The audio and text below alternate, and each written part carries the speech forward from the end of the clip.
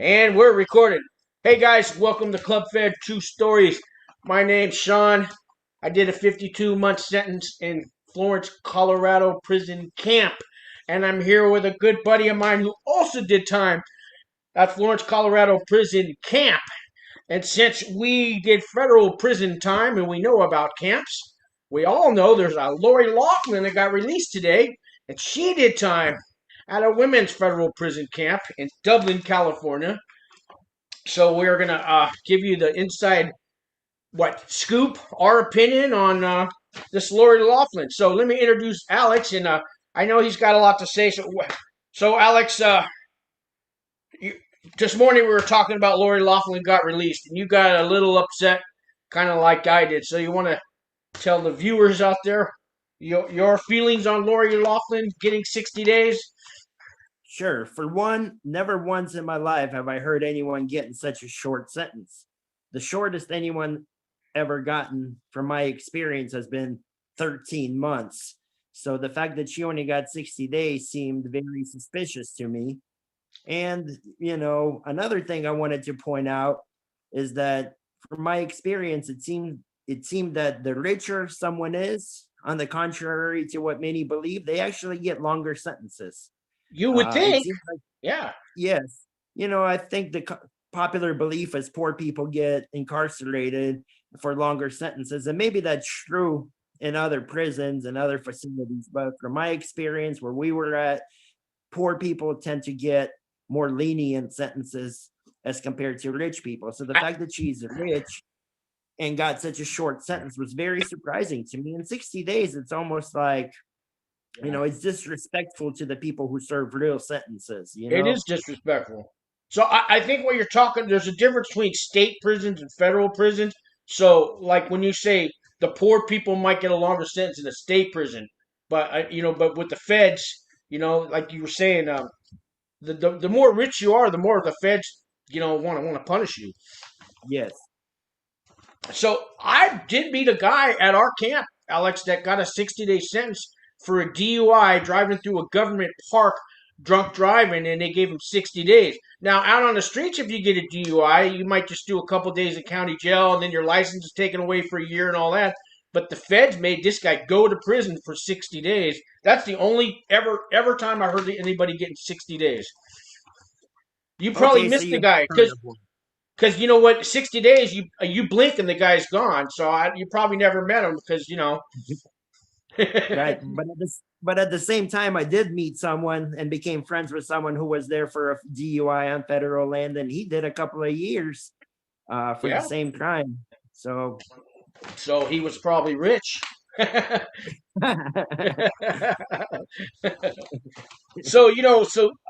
I got the article about her. She's all over the news today. So do you think she got special treatment? She went over to Dublin. That's kind of the women's camp, and it's like a low and a camp combined. I think they have a fence. Do you know if the women's how that works with women? They don't really have a camp, do they? I met a couple of ladies at the halfway house that went to Dublin, but I didn't ask them exactly about the conditions there. But they seemed to be just based on the way they told some stories. It seemed like it was camp like, similar to ours. Yeah, I met some girls too that were at the Dublin. One of them was my ex-girlfriend, but I can't. I'm not allowed to ever talk to her. She got 29 months over there. So now they're everybody when you turn yourself into prison or you get to the prison, they're going to put you in the shoe for 14 days, and then I heard today when you get out, you got to go back to the shoe your last 2 weeks. But if me and you went to the shoe, it's going to be different than when she went to the shoe. I mean, what do you think happened to her? What do you think her first day in prison was like? It was probably very cushy. If she did go to the shoe, I'm sure she got all the special treatment, and they probably brought her starter packs with toiletries and snacks and multiple pillows. I didn't get my first pillow until 6 weeks into my sentence, for example, and they just wouldn't issue me a pillow because they were out, supposedly. I actually had to get a pillow from someone who was leaving. I never did get issued a pillow. And I'm sure someone like her you know, got all the stuff you can a man or a person may want on their first day. Which is totally not fair to the other inmates. It's totally not fair she only got 60 days for her crime. I mean, that, I would have got 60 months if I did what she did. Absolutely. Absolutely. 60 days is it's a very small sentence. Typically people who commit fraud are doing 5, 6, 7, 10, Yeah. 10 years, I would say, is a common number. 6.5 to 10 years is a very common number for people who commit fraud. Yeah. Yeah. I don't know all the details about her case, but I do know that, she fraudulently got her kid into a college, which somebody else who more deserved should have went to that college and got that spot. Instead, her kids got it fraudulently. I mean, it definitely hurts societies. It hurts the integrity of the college. There's definitely financial loss, and there's definitely a victim. Many of these crimes are victimless crimes. Well, this one is not a victimless crime. Somebody, had to be the sacrifice here. And to give her only 60 months doesn't set a very good example to society, saying, hey, you and I knew a guy, for example, who got a 200 months sentence for marijuana, Oh, yeah. Yeah. I would say that's quite harsh too. And this is a guy who was probably 20 years old at the time of the crime. But to give somebody just a 16, 17 years for a crime at 20 years old, he's not mature enough to buy a beer, but he's mature enough to do 200-month sentence, Yeah, at 200 months. What was that? 15? That's more than 15 years. It's a lot of time. Yeah, it's like 17. 17 years, yeah. Because he was in my RDAP group with me, and man, I felt for the guy, man. I mean, he didn't start off at a camp because when you got that much time, I think he started off at the medium and then went to a low and then went to a camp. So apparently, there's a bunch of people charged here. There's so some of the people, there's 20 more people, I guess, that are going to prosecute, and the lengths go all the way up to 9 months. So the most somebody ever is getting in this scandal is 9 months, and that's probably the poorest person, right? Or should be. And so, how about you heard about this Felicity Huffman got 11 days? How do you even do 11 days in prison? I mean, it's going to take 11. You can't even do the 2 weeks quarantine. How do you do the 11 days in prison? It's a complete disrespect to the process. You can't give somebody 11 days at this point. Don't give them anything, make them pay a fine. But making someone go in for 11 days is a waste of taxpayers' money. She's not going to learn her lesson anymore after the 11 days versus not doing the 11 days to begin with. I never heard of her. Felicity Huffman. Do you know who she is? I've heard the name, but I can't say that I know who she is exactly. Yeah, I only heard the name because she's all over the news. And that's so this Lori Loughlin, I guess one of her daughters is a YouTube star now, and she's they kicked her out of college, right? I think they did, right? Right. Well, they should have.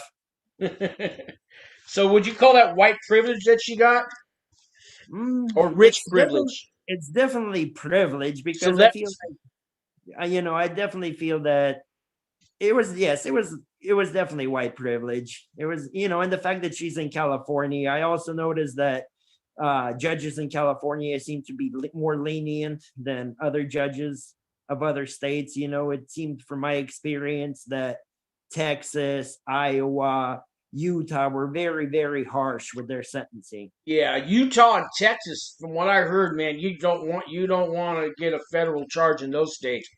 You would think it's supposed to be the same across the board, but I think there's 12 different federal jurisdictions. So I'm in the 9th district of San Francisco, which is supposedly liberal. I got a 52-month sentence, but I was looking at more. But I talk about how I got some time taken off because I did a drug program before I went while I was on pretrial, 6-month attack therapy drug program, and that really helped. And that shaved off some time. And but in Lori Loughlin's case, so now she's got. What do you think she's doing tonight? She's home sipping wine. She thinks she's watching us on YouTube right now. If she is, hi Lori. Hey Lori. Yeah, no, I do. Yeah, she's at home sipping wine and eating dinner. I Yeah. think that seems to be a very common. Yeah. You think they're gonna piss test her every week in a cup like we have to do? I don't think so. No, No. absolutely not. As a matter of fact, I'm almost positive. No, Yeah. we completed the RDAP program, which kind of made us admit to a problem. So therefore, they're more likely to test us because we admitted on paper that Yeah. we have a problem. So So she's got to do 250 hours of community service. So if me and you had to do that, we're going to be cleaning up the freeways on the side of the road in the middle of the rain because they don't care, right? But what do you think she's going to have to do for her community service? maybe do some speech, some public speaking, and then That's what I consulting others. that's what I was thinking. She's going to go maybe to a college and give a speech there on to the parents or something. Exactly. And then she's got 2 years probation, which is going to be nothing for her, right? Right. I mean, her probation officer isn't going to be coming and checking up on her house and calling her up and asking for her paycheck stubs to make sure that she's actually going to work. Yeah, and no, I'm sure she'll get off that early. Me and you, I mean, I got 3 years. What did you get the 3 years too? Yes, also. And supposedly, so everybody that does federal time, you always got to do probation when you get off, or they call it supervised release. So I understand halfway through we can go ask the judge, if we're doing good to get taken off probation. So I've been out about a year. In 6 more months, I'm going to ask if I can get taken off probation. But what about you? So, no, in my district, it's a little different. So, they asked me to do 2 years out of the three until I can apply. Okay. My attorney said that, and my probation officer saying that. Now, from what I understand, after 1 year by law, you can file a petition to get off early. However, in my district, they're known to deny you, and almost from what I understand, nobody gets approved after 1 year. But if you do 2 years, then you do get approved. So Yeah. So how do you think Lori Loughlin was treated by the other women? If once she got out of quarantine, how do you think she was treated? Think because some of those women in those federal camps, I met them. There's some jealousy going on. What do you think happened to her? I don't know. I think just like in society, many of them might be starstruck and want to become friends with them. There's a lot of Oh yeah, conniving people and manipulators in prison. They might think, oh, if I become friends with her, maybe she's gonna take care of me financially on the back end. So there's I'm guessing there's a little bit of that going on. And yeah. so When Martha Stewart did her time, I think she got a year and a day, and they let her out after 9 months. But I know that she hired some of those girls, and they work for her right now. And so, you know what I mean? Those girls made friends with Martha Stewart, and so now they got jobs out. So, I mean, now Martha got a year. I don't know if that was sufficient or not, but I'm not gonna be. I'm not upset because she did a year. You know what I mean? It's insider yeah. trading. No, I look up to Martha. From what I understand, she did a lot of good things in prison. She started programs, arts and crafts programs. She taught people stuff. So I think she Yeah. contributed to the overall well-being of the environment she was in. Yeah, and I like Martha Stewart, and she, I mean, I don't have a problem with her. So back to Lori Loughlin, she's got a husband, trying to find his name. He got 5 months, and he's going to Lompoc. What do you know about Lompoc? Mm, Lompoc, I don't know a ton, but I know that it's some people, they have really cool jobs. It's like a farm. They got a dairy farm, from what I understand. Some people work on the military base. That's nearby, like where you take a van, people have access. Some people clean the parts near the beach, so they actually get to be on the actual beach next to the ocean. Right. So I heard pretty positive things about it. I know that they got weights to work out. No, I heard it's a lot better than Florence, Colorado. It just doesn't have RDAP. Yeah. So what do you think about Lori Loughlin's daughters? Do you think they should have a conspiracy charge on them, and should they face any prison time? Um, If it, I mean, it happened to me. You know, I feel like I was a minor player in a conspiracy, but nevertheless, I was part of a conspiracy. And then, so, you know, I wouldn't put it past the prosecutors to go ahead and file charges, but it doesn't seem like they will. And I mean, they had to personally, know. They had to know they went there on a sports scholarship. They had him take a fake picture rowing a boat, and that's they don't know anything about rowing. So they had to know they were going in there under false pretenses. I think the daughters need to, you know what I mean? Because if it was my daughter or your daughter, they'd be putting them yes, in there. yes, I believe they definitely committed a crime. They were definitely part of a conspiracy. There's no doubt about it in my mind. And but you know, I don't want anybody going to prison. I mean, at the end of the day, you know, I don't want anybody. But yes, I believe they did commit a crime, and I believe the prosecutors led them, you know, led them off the hook. Maybe because they testified and cooperated, or maybe for a different reason. But Right. I do feel they caught a break. All right. So before we wrap all this up, I was wondering if you got some advice for. I got a lot of people that watch my videos. They're on pretrial right now, or they got a family member that's on pretrial, or somebody that's about to go in. And they're fighting a case, or they just got indicted, or they think they're getting indicted. So, you got any kind of advice to those people how to get, how they can get through these times right now before they get sentenced?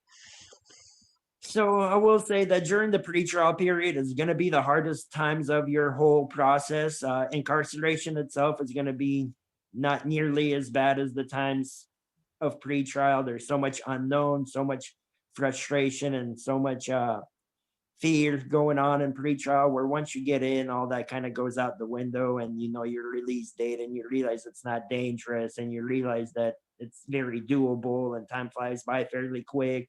So, you know, if you're listening to this and you are struggling on pretrial, just remember this is as difficult as it gets. It won't get any more difficult than this. It's all downhill from here. So, you know, just think positive, and come up with plans of what you're going to do when you get out. And you know, and have hobbies on the inside. You know, when you do go to prison, make sure that you have hobbies, whether it's reading, playing cards, playing sports. You need more than one hobby. You need at least a half dozen hobbies, at least. So, you know, try to, if you don't have them, create them. How about the family members that got people that are in prison right now? You got any advice you could tell them? Because, you know, when we get locked up, our family feels like we abandoned them. Like, you know what I mean? A lot of times, we did this to them, and and it's, especially if we were supporting the family, and now, we've left them hanging, and we're in prison. You get any advice to tell the family how they can get through this? Yeah, I mean, for one, United States, you know, many of us know it. United States is the most incarcerated country in the world. So a lot of families, millions of families have to deal with this, and have had someone they know or themselves have been incarcerated. And so you're not, you know, you're not alone. There's a lot of people have gone through this. And just remember, your loved one is going to be okay. If they're going to a federal prison camp, they're absolutely going to be okay. Just hopefully you're just there for them when they get out, you know? And I also got viewers that leave me comments. They're out of prison now. They've done their time, and I know for a lot of it's hard, with having a criminal history and all that. But you're working, you're out of prison. Your spirits are always good when I talk to you. So what's your secret? What are you doing? What are you doing right now to in your life that you're out of prison? I know you put it behind you and you're moving forward, but you got a message on that aspect for people? Yeah, so a lot of people are concerned about not being able to get hired when they get out. And I was too. I was absolutely terrified of that. But one thing I found out is from the few jobs that I've had since I got out, a few of them did a background check, and I actually passed the background check on all of them. And the reason is that federal crimes don't come up on traditional background checks. Sure, if they take your fingerprint and go to the next level, and they go through the life scan, I believe it's called, then your criminal record will come up. But if they just do a traditional background check, nothing's gonna come up. You're gonna come out clean. As a matter of fact, the first job I got, you know, I was up front with the guy saying, "Hey, you know, I'm in a halfway house right now. I got a criminal record." Well, he went ahead and did a background check on me anyways, and it came back clean. And he pulled me aside and goes, me and another guy who was at the halfway house that worked for him, he goes, hey, your guys' record came back clean. And we explained to him why. And then after that, I started passing background checks by, without telling them I have a felony, and it worked. I've heard that too, and I got approved to drive for Lyft, but they didn't approve my car because it's 20 years old. But because you got to have a newer car. But I passed the background check, so yeah, I've heard that too with the federal charges. So anything else you want to say about Lori Loughlin? You got a message for Lori? Lori, you lucked out. Believe me, you could have easily been doing 100 months, 80 months, 75 months. You could have been doing some serious time. You got fortunate that you were in California with liberal judges. You got fortunate that you're a celebrity, and but welcome home. And I'm glad you're safe and enjoy. Yeah, my message to Lori is now that you've seen what inmates go through in prison, next year I want to start an an inmate fundraiser for the guys and girls that don't have any money in prison. We can send them some money, and maybe you can help me out with that. That could be part of your cause. Anyway,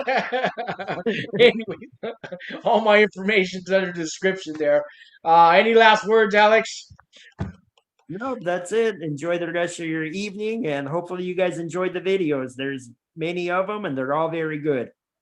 Thank you guys, and subscribe, hit the like button, and share this video. Thanks. I'm going to turn the recording